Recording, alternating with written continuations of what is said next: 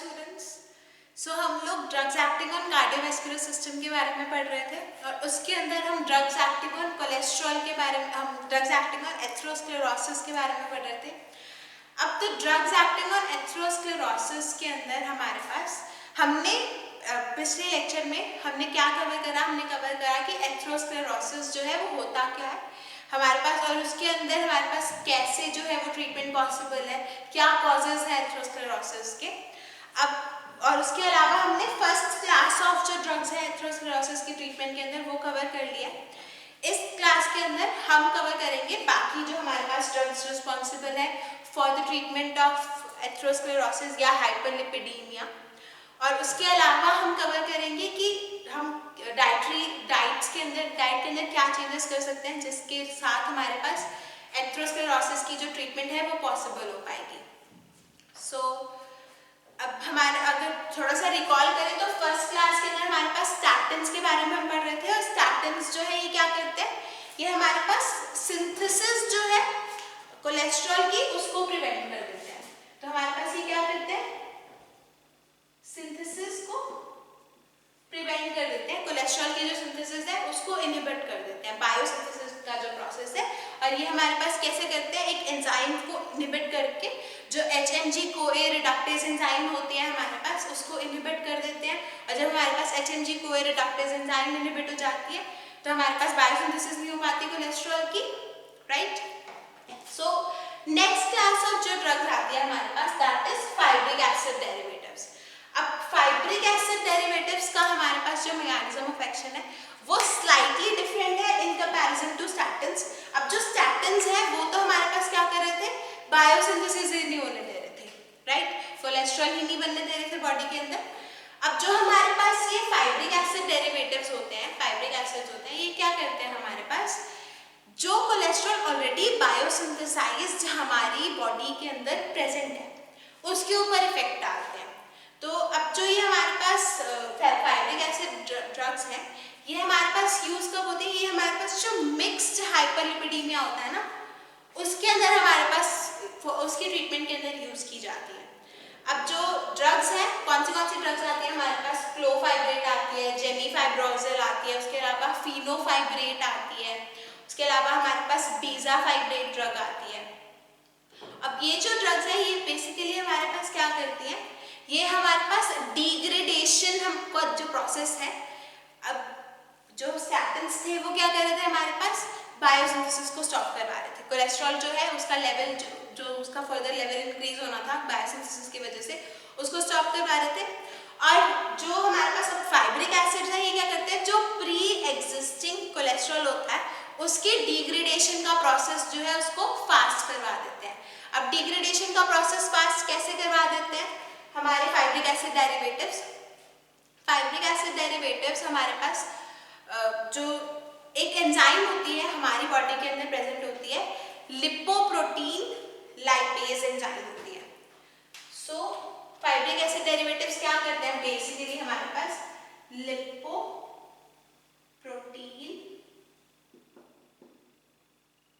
Lipase, जो lipoprotein lipase enzyme है इसको क्या कर देंगे हमारे पास, इसकी एक्टिविटी को इंक्रीज करा देंगे या फिर इसको एक्टिवेट करा देंगे।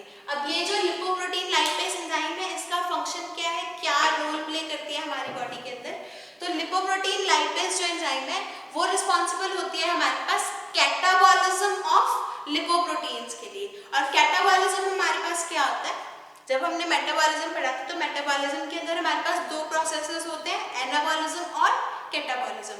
एनाबॉलिज्म होता है हमारे पास जब हमारे पास सिंथेसिस होती है ड्यू टू द एंजाइम के एक्शन की वजह से, जब हमारे पास बायो ट्रांसफॉर्मेशन होती है एक हमारे पास सब्जेक्ट्स की या फिर हमारे रिएक्टेंट्स की।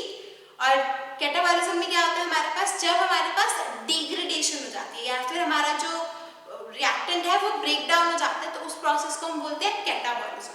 तो जो ये लिपोप्रोटीन लाइपेज एंजाइम है ये क्या करती है हमारे पास, कैटाबॉलिज्म करवा देती है लिपोप्रोटीन्स का या डिग्रेडेशन करवा देती है लिपोप्रोटीन्स का, और जिसकी वजह से क्या हो जाता है हमारे पास, जो ट्राइग्लिसराइड्स हैं वो हाइड्रोलाइज हो जाते हैं या फिर ब्रेक डाउन हो जाते हैं।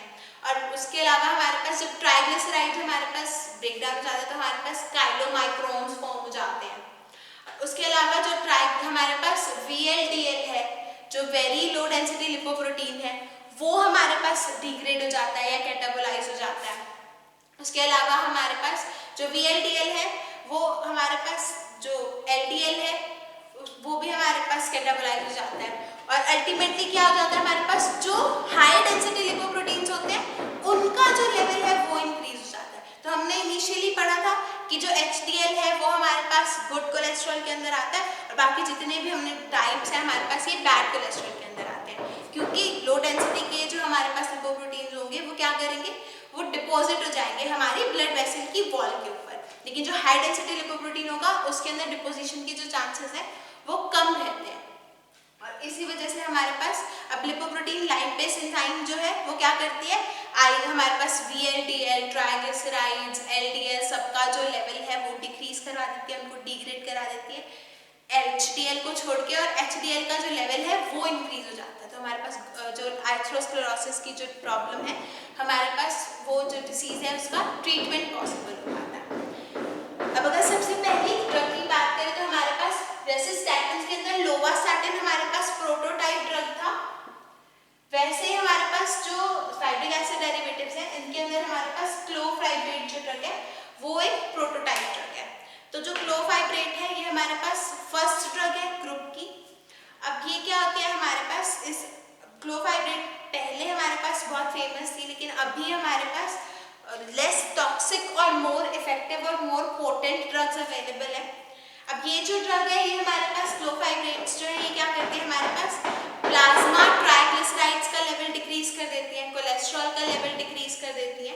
और ये लेवल हमारे पास कैसे डिक्रीज करती है, ये हमारे पास प्रोमोट करती है कैटाबॉलिज्म का, जो ट्राइग्लिसराइड रिच लिपोप्रोटीन्स होते हैं उनका हमारे पास डिग्रेडेशन प्रमोट करती है। कैसे प्रमोट करती है, लिपोप्रोटीन लाइपेज एंजाइम की एक्टिवेशन के साथ, या हमारे पास इसका एक्शन जो है उसको इंक्रीज करवा के।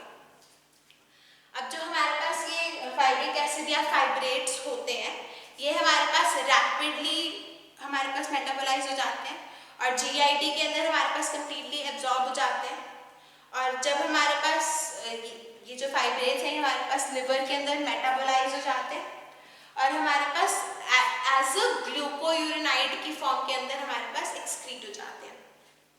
सो कुछ साइड इफेक्ट्स कॉज करते हैं हमारे पास फाइब्रिक एसिड डेरिवेटिव्स, जैसे कि हमारे पास नोजिया कॉज करते हैं, डायरिया कॉज करते हैं, हमारे पास GIT डिस्ट्रेस कॉज करते हैं, स्किन रैशेस कॉज करते हैं, एलोपेशिया यानी कि हेयर लॉस कॉज करते हैं, और उसके अलावा हमारे पास वेट गेन कॉज करते हैं, एनीमिया कॉज करते हैं। और ये जो सारी ड्रग्स हैं ये हमारे पास कॉन्ट्राइंडिकेटेड होती हैं उन पेशेंट्स के अंदर जिनके अंदर रीनल और हेपेटिक इम्पेयरमेंट है। तो अगर हमारे पास रीनल डिसीज या हमारे पास कोई हेपेटिक कोई हमारे पास किडनी की या लिवर की कोई डिसीज है तो हम ना तो स्टैटिन्स दे सकते हैं ना ही हम फाइब्रिक एसिड्स दे सकते हैं। अब जो क्लोफाइब्रेट है, क्लोफाइब्रेट का हमारे पास 500 mg की टैबलेट आती है, और उसके अलावा हमारे पास जेमफाइब्रोजिल जो है, जेमफाइब्रोजिल की हमारे पास 300 mg और 600 mg की टैबलेट आती है। तो इनकी जो डोसेज रिक्वायर्ड है पर डे, हमारे पास जो क्लोफाइब्रेट है वो बहुत ज़्यादा 2 ग्राम के अराउंड हमारे पास इन अ डे रिक्वायर्ड है, जिसकी वजह से हमारे पास जो 500 mg की डोज है वो हमारे पास 4 टाइम्स अ डे दी जाती है। और जो हमारे पास जेमफाइब्रोजिल है, जेमफाइब्रोजिल हमारे पास 600 mg रिक्वायर्ड होती है, 2 डोजेस के अंदर हमारे पास दी जाती है। उसके अलावा फिनोफाइब्रेट जो ड्रग है वो हमारे पास बेटर पोटेंट ड्रग है, 100 mg ट्वाइस अ डे हमारे पास प्रिस्क्राइब की जाती है। लास्टली हमारे पास जो सिप्रोफाइब्रेट और बीजाफाइब्रेट ड्रग्स हैं वो हमारे पास 200 mg 3 टाइम्स अ डे या फिर 400 mg twice a day prescribe की जाती है for the treatment of atherosclerosis. अब नेक्स्ट क्लास जो आती है हमारे पास that is bile acid binding resins. अब बाइल एसिड बाइंडिंग रेजन्स के अंदर हमारे पास ड्रग्स कौन सी आती है, कोलेस्टाइरामीन और कोलेस्टेपॉल, और उसके अलावा हमारे पास डाइविस्टेरामीन ड्रग आती है। अब ये जो ड्रग्स है ये हमारे पास सेफर ड्रग्स है, और ये जो ड्रग्स है ये हमारे पास बेसिकली क्या करती है, जो कोलेस्ट्रॉल का प्लाज्मा के अंदर लेवल है उसको लोअर करवा देती है। लेकिन जब ये ड्रग्स हमारे पास डिसकंटिन्यू की जाती है या फिर बंद की जाती हैं, या फिर इस पेशेंट के अंदर हमारे पास ट्रीटमेंट जब उसका हमारे पास कंप्लीट हो जाता है या ड्यूरेशन ऑफ ट्रीटमेंट जो है वो कंप्लीट हो जाता है, हमारे पास डिसकंटिन्यू करनी पड़ती है हमारे बाइल एसिड रेजन्स, तो क्या होता है हमारे पास कोलेस्ट्रॉल का जो लेवल है वो सडनली हमारे पास बहुत ज़्यादा राइज कर जाता है। अब कोलेस्ट्रॉल का लेवल और हमारे पास जब ये कोलेस्ट्रॉल का लेवल राइज कर जाएगा तो इसको हम बोलते हैं रीबाउंड हाइपरलिपिडीमिया। तो यानी कि हमारे पास रीबाउंड इफेक्ट्स आते हैं। तो इनिशियली ये जो ड्रग्स हैं ये हमारे पास अभी बताया कि सेफर ड्रग्स हैं और बहुत ज़्यादा लो कर देती हैं कोलेस्ट्रॉल का लेवल बॉडी के अंदर, लेकिन जैसे ये ड्रग्स स्टॉप की जाएंगी वैसे हमारे पास कोलेस्ट्रॉल लेवल बहुत ज़्यादा हाई हो जाएगा। अब ये जो ड्रग्स हैं ये हमारे पास ट्राइग्लिसराइड्स का लेवल सिग्निफिकेंटली अफेक्ट नहीं करती, लेकिन ये जो ड्रग्स हैं ये हमारे पास कैसे अपना एक्शन शो करती है, कैसे लोअर करती हैं कोलेस्ट्रॉल का लेवल। ये जो ड्रग्स हैं ये हमारे पास बाइल एसिड्स के साथ बाइंड कर देती हैं, और जो बाइल एसिड्स, अब बाइल एसिड्स हमारे पास जो होते हैं, बाइल एसिड्स रिस्पॉन्सिबल होते हैं कोलेस्ट्रॉल की एब्जॉर्प्शन के लिए। तो अगर हमारे पास बाइल एसिड्स के साथ बाइल एसिड बाइंडिंग रेजन्स कोलेस्टाइरामीन और कोलेस्ट्रोल बाइंड हो जाएंगे, तो जब बाइल एसिड्स के साथ हमारे पास हमारी ड्रग्स बाइंड कर जाएंगी तो बाइल एसिड हमारे पास अवेलेबल नहीं होगा कोलेस्ट्रॉल की एब्जॉर्प्शन के लिए, और जब हमारे पास कोलेस्ट्रॉल की एब्जॉर्प्शन नहीं होगी तो हमारे पास क्या हो जाएगा, जो फ्री बाइल एसिड्स हमारे पास रिक्वायर्ड थे for the absorption of cholesterol वो उनका लेवल डिक्रीज हो जाएगा। और जब कोलेस्ट्रॉल एब्जॉर्ब नहीं होगा तो हमारे पास बॉडी के अंदर का जो कोलेस्ट्रॉल है उसका लेवल डिक्रीज हो जाएगा। जब कोलेस्ट्रॉल का लेवल बॉडी के अंदर डिक्रीज हो जाता है तो हमारे पास जो हमारे पास लो डेंसिटी लिपोप्रोटीन्स है उसका लेवल भी डिक्रीज हो जाता है, क्योंकि हमारे पास लो डेंसिटी लिपोप्रोटीन्स भी एब्जॉर्ब नहीं होते। सो बेसिकली हमने 3 क्लासेस ऑफ ड्रग्स करी, राइट। तो जो हमारे पास स्टैटिन्स हैं वो क्या करते हैं, सिंथेसिस ही नहीं होने देते कोलेस्ट्रॉल का। अब जो फाइब्रिक एसिड डेरिवेटिव्स हैं वो क्या करते हैं, हमारे पास सिंथेसिस हो जाता है लेकिन डिग्रेडेशन करवा देते हैं। और जो लास्ट हमारे पास ड्रग आती है बाइल एसिड बाइंडिंग रेजन्स, ये क्या करता है हमारे पास, ये एब्जॉर्प्शन ही नहीं होने देते ड्रग्स की, एब्जॉर्प्शन ही नहीं होने देते हमारे पास कोलेस्ट्रॉल की। और अगर कोलेस्ट्रॉल की एब्जॉर्प्शन नहीं होगी तो बॉडी के अंदर कोलेस्ट्रॉल का लेवल डिक्रीज होगा, और बॉडी के अंदर कोलेस्ट्रॉल का लेवल इंक्रीज नहीं होगा, और बॉडी के अंदर लेवल इंक्रीज नहीं होगा कोलेस्ट्रॉल का तो हमारे पास बॉडी के अंदर लेवल फॉल हो जाएगा अल्टीमेटली कोलेस्ट्रॉल का। अब कोलेस्ट्रॉल का लेवल फॉल होगा तो एलडीएल का लेवल फॉल हो जाएगा, और अल्टीमेटली हमारे पास कोलेस्ट्रॉल की जो कंसंट्रेशन है प्लाज्मा के अंदर वो डिक्रीज हो जाएगी, और एथेरोस्क्लेरोसिस जो है वो हमारे पास ट्रीट हो पाएगी। तो कुछ साइड इफेक्ट्स होते हैं हमारे पास बाइल एसिड बाइंडिंग रेजन्स के, जैसे कि नॉजिया कॉज करता है, वॉमिटिंग कॉज करता है, इंडाइजेशन कॉज करता है, कॉन्स्टिपेशन कॉज करता है। और जो हमारे पास बाइल एसिड बाइंडिंग रेजन्स हैं इनका वन ऑफ द सिग्निफिकेंट जो साइड इफेक्ट्स हमारे पास आता है कि जो फैट सॉल्युबल विटामिन्स होते हैं, फैट सॉल्युबल विटामिन्स की एब्जॉर्प्शन भी बॉडी के अंदर with the help of bile acids होती है। तो जब हमारे पास बाइल एसिड्स के साथ हमारी ड्रग्स बाइंड कर जाएंगी तो हमारा जो विटामिन्स हैं, जो फैट सॉल्युबल विटामिन्स हैं वो हमारे पास बाइल एसिड के साथ बाइंड करके एब्जॉर्ब नहीं हो पाएंगे बॉडी के अंदर, और जिसकी वजह से हमारे पास विटामिन्स की कंसंट्रेशन हमारे पास जो हाइपोविटामिनोसिस हो जाएगा, हमारे पास विटामिन्स की कंसंट्रेशन जो है बॉडी के अंदर वो डिक्रीज हो जाएगी। अब विटामिन्स के अलावा हमारे पास थायराइड हार्मोन भी एब्जॉर्ब नहीं होता, और उसके अलावा हमारे पास जो ऑर्गेनिक ड्रग्स हैं जैसे कि बार्बिट्यूरेट्स हैं, फिनाइलब्यूटाजोन है, या हमारे पास कुछ एंटीबायोटिक्स हैं जैसे कि टेट्रासाइक्लिन है, ये भी हमारे पास in the presence of bile acid binding resins के प्रेजेंस में हमारे पास ये ड्रग्स जो है वो हमारे पास एब्जॉर्ब नहीं हो पाती। अब लास्ट क्लास आती है हमारे पास मिसलेनियस एजेंट्स। मिसलेनियस एजेंट्स के अंदर हमारे पास निकोटिनिक एसिड और नियोमाइसिन जैसी ड्रग्स आती हैं। अब जो निकोटिनिक एसिड हमारे पास है, निकोटिनिक एसिड हमारे पास बेसिकली विटामिन B12 होता है। अब हमारे पास विटामिन B कॉम्प्लेक्स का पार्ट है निकोटिनिक एसिड।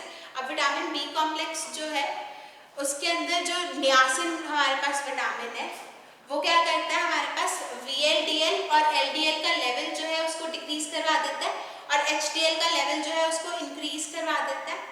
हमारे पास जब ये तब इफेक्टिव होता है जब हमारे पास पास जो पेशेंट है वो डाइटरी कंट्रोल कर रहा हो अपनी, और हमारे पास वो जो पेशेंट है वो बाइल से बाइंडिंग रेजन्स ले रहा हो, तो उसके साथ कॉम्बिनेशन के अंदर हमारे पास nicotinic acid specific action show करता है। अब निकोटिनिक एसिड के अलावा हमारे पास मिसलेनियस एजेंट्स के अंदर प्रोब्यूकोल नाम की एक ड्रग आती है। अब ये जो प्रोब्यूकोल एजेंट होता है ये हमारे पास क्या करता है, 10 to 15% हमारे पास प्लाज्मा प्रोटीन का जो कंसंट्रेशन है उसको लोअर कर देता है, क्योंकि प्रोब्यूकोल भी हमारे पास क्या करता है, सिंथेसिस के ऊपर इफेक्ट करता है, सिंथेसिस स्टॉप करवा देता है हमारे पास, और लेकिन इसका जो इफेक्ट है वो ट्राइग्लिसराइड्स के ऊपर बहुत कम होता है। और ये जो हमारे पास ड्रग है ये वेल एब्जॉर्ब्ड है, बाइल के अंदर हमारे पास एक्सक्रीट हो जाती है, डायरिया फ्लैचुलेंस जैसे सिम्टम्स कॉज करती है। अब इसके अलावा हमारे पास लिपिन, बुबुलिपिड और डेक्स्ट्रोल, हमारे पास सोडियम, और उसके अलावा हमारे पास ये जो स्पेसिफिक ड्रग्स हैं ये मिसलेनियस एजेंट्स के अंदर आती हैं। ये जो सारी ड्रग्स हैं ये हमारे पास क्या करती हैं, स्पेसिफिकली हमारे पास जो ब्लड के अंदर या प्लाज्मा के अंदर कोलेस्ट्रॉल का कंसंट्रेशन होता है उसको लोअर कर देती हैं। और हमारे पास जो लिपिन है, लिपिन जो ड्रग आती है, लिपिन हमारे पास क्या करती है, फैट को डिसॉल्व करने में हेल्प करती है, और फैट को डिसॉल्व करके हमारे पास बॉडी वेट को रिड्यूस करने में हेल्प करती है। लेकिन लिपिन जो ड्रग है इसका जो हमारे पास अभी इसके ऊपर वर्क चल रहा है, रैट्स के अंदर स्पेसिफिक हमारे पास एक्शन देखा गया है इसका।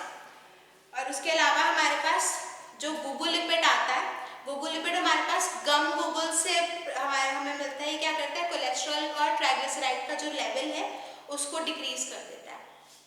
अब ट्रीटमेंट ऑफ एथेरोस्क्लेरोसिस के अंदर हमारे पास लास्ट जो फैक्टर आता है दैट इज डाइटरी कंट्रोल।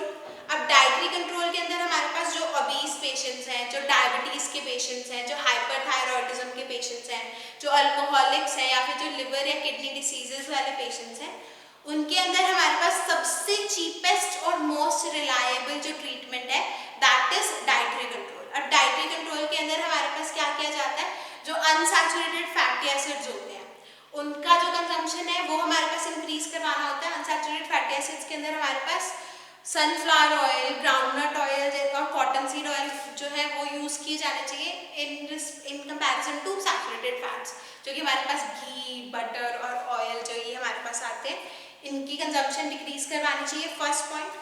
और उसके अलावा हमारे पास जो फैट्स हैं, फैट्स का कंजम्पशन हमारे पास डिक्रीज होना चाहिए। और डाइट के अंदर हमारे पास थर्ड पॉइंट कि हमारे पास जो डाइट फाइबर्स हैं, डाइटरी फाइबर्स का लेवल इंक्रीज करवाना चाहिए। और ये जो हमारे पास डाइटरी ट्रायल है ये फ्रॉम 3 to 6 मंथ्स ले सकता है फॉर द प्रॉपर हमारे पास इफेक्टिव हमारे पास एक्शन आने के लिए। सो विद दिस आपका जो हमारे पास डाइटरी कंट्रोल है, डाइटरी कंट्रोल के साथ साथ अगर हम ये drugs in the case of severe हमारे पास एथेरोस्क्लेरोसिस, हमारे पास डाइटरी कंट्रोल के साथ साथ ड्रग्स दी जाती हैं ताकि हमारे पास जो इफेक्ट है वो और भी ज़्यादा प्रॉपर शो हो और हमारे पास ट्रीटमेंट जो है वो सक्सेसफुल रहे एथेरोस्क्लेरोसिस की। सो विद दिस आपका जो ये चैप्टर है drugs acting on cardiovascular system वो खत्म होता है। नेक्स्ट हम हेमाटोनिक्स के बारे में पढ़ेंगे।